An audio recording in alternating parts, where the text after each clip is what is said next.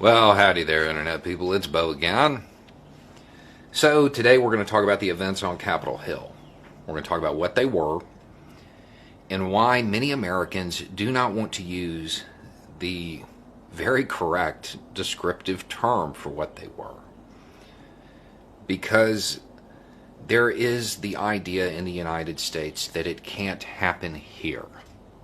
But it can, and it almost did. So, not to put too fine a point on it, what occurred on Capitol Hill was an attempted coup. You look at the intent of those people who engaged in it. They said it on live stream and in videos. It's a revolution. It's not. We're here to make sure Trump gets his second term. Trump is still your president. Their intent was very clear. They were to disrupt the transfer of power. That's what it was about. A revolution, there's a bunch of difference between a revolution and a coup, but to keep it simple in conversation, a revolution is about an idea, a change of societal order. A coup is about a person and changing the head of state. That's the difference. And the goal was to change the head of state from Biden back to Trump. It was an attempted coup. It failed, yes. We talked about it. We knew it was going to. For those who watched that series of videos, what happened? That was the chaos. I said Trump could cause chaos. He couldn't succeed. That was the chaos. But the idea that it can't happen here at all, that's false. It failed because it's Trump. A successful coup needs certain things. Things that Trump is incapable of providing. Most importantly, support of the military. Had this attempt had support of the military, it would have been much, much worse. That may be strong motivation to stay politically engaged, because the next Trump may be able to get support of the military. If we keep walking down the road of authoritarianism on a long enough timeline, somebody will attempt it who can get their support. It's a resilient system, but it's not perfect. It can be manipulated. It withstood this onslaught from Trump. But it's not invulnerable. So, what can we do as Americans to make sure that this doesn't happen again? First, acknowledge what it was. Don't downplay it. Don't turn it into, oh, boys will be boys type of things. It was an attempted coup.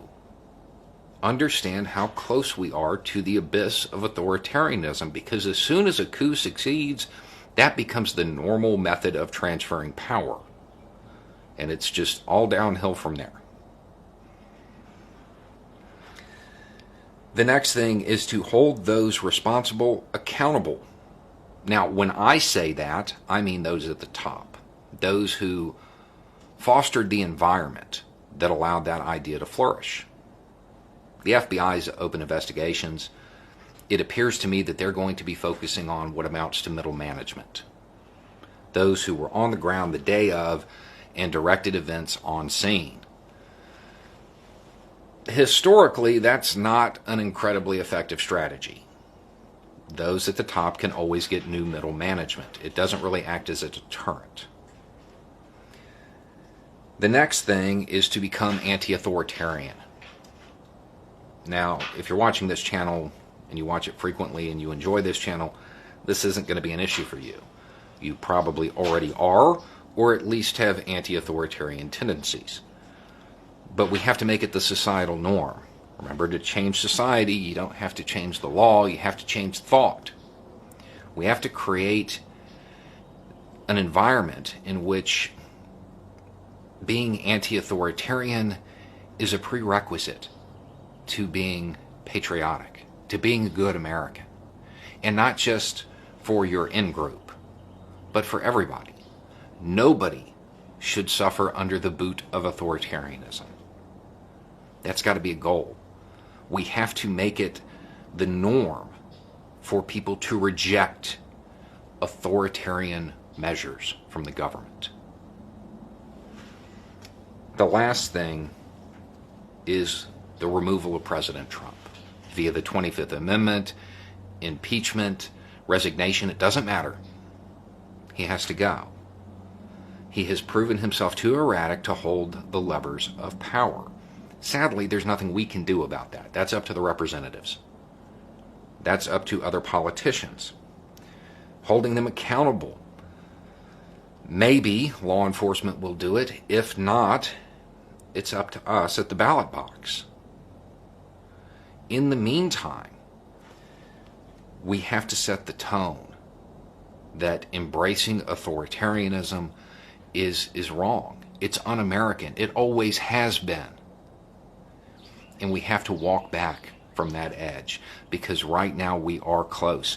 And I know that yesterday scared a lot of people, and it was unnerving to a lot of people. If we don't walk back, if we don't step back from this edge, we're going to see it more and more often.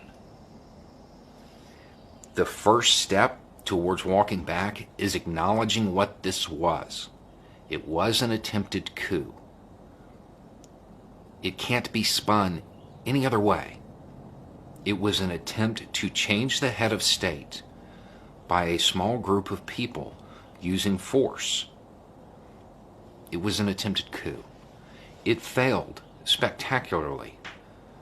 But that doesn't mean the risk is gone. There will be another ambitious person like Trump. And as resilient as the American system has proven, more so than I thought it would be, it's not invulnerable.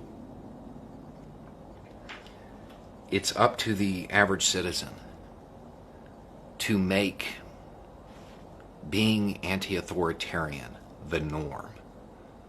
For those who propose militarizing the police and militant action against the citizens by the government, for those who propose that and advocate that, that has to be outside the norm. We have to support each other. We need to seek equality and freedom, not oppression. Anyway, it's just a thought. Y'all have a good day.